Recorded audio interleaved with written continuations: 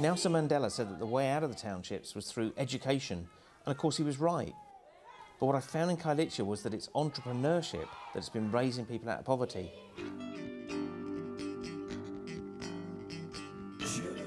Ordinary people with extraordinary determination to better their lives and the lives of their families. People like Vicky, who against all odds has built a little business in Kailicha. We're having our children, they are growing up in shacks. That means their children will be growing up in shacks if we don't act soon. And they will think that by being black, you are supposed to live in shacks. That's what we're trying to avoid. Vicky had got her whole community together to tear down their shacks and replace them with proper, brick-built, solid houses. Her whole street had embarked on an ambitious project to totally replace all of their shacks, starting with 20 brand new homes. Residents moved out of their shacks into makeshift accommodation, often with 6 members of a family sharing one tiny temporary room.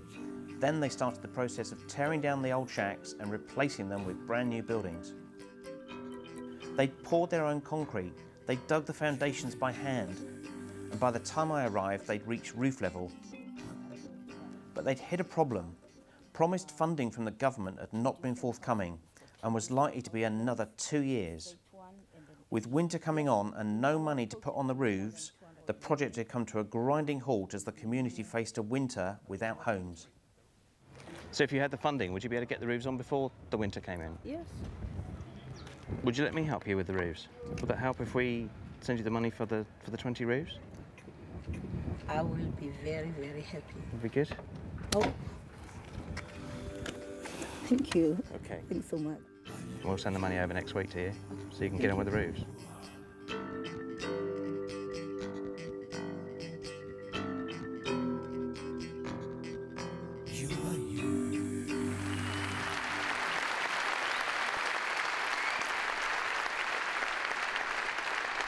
I was very moved last week. My team have been chasing them up a little bit. They've been taking some photographs over there, and I thought you might just like to see where we got to with these houses. Because this was a few months ago.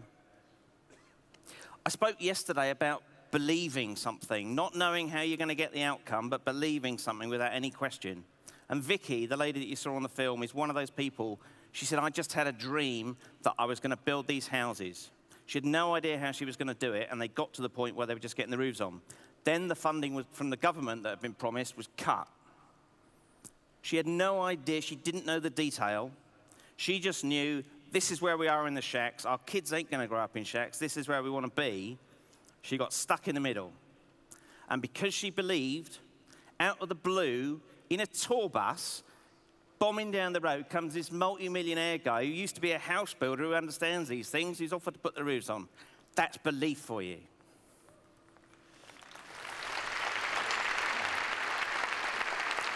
My experience with this stuff is that stuff just turns up, and it doesn't get more bizarre than that, does it? What's the chances of me being in the right place for Vicky at the right time when she needed the roofs?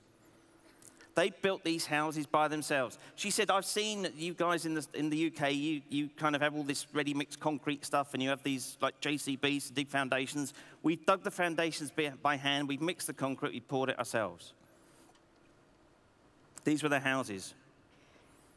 There's my new best friend. That's what they look like now. They've now got the roofs on.